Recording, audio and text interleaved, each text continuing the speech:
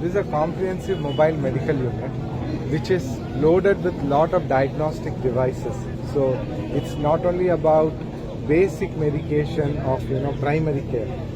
It will also give medication in terms of non-communicable disease like diabetes, hypertension, cardiovascular disease, anemia, cervical cancer, breast cancer in women. And it will be particularly focused on when you take a mobile clinic into villages.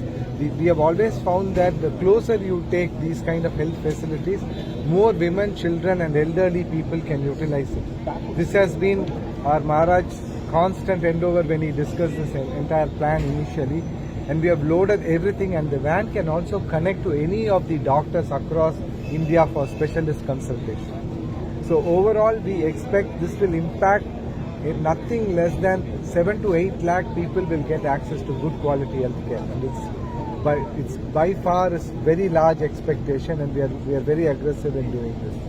Is there any further plan to introduce more such vehicles?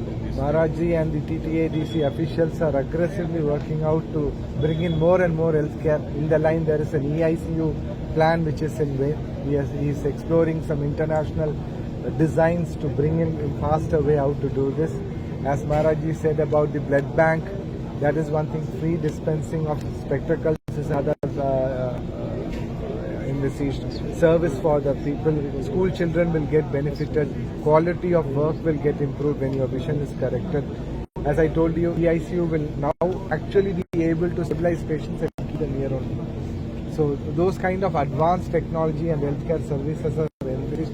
But the larger vision Maharajji has is to make this into a healthcare tourism hub. Not only serve the people here, build economy around it. So it's a pretty 2-3 years a long-term plan, but you're seeing that things are happening faster. Thank you.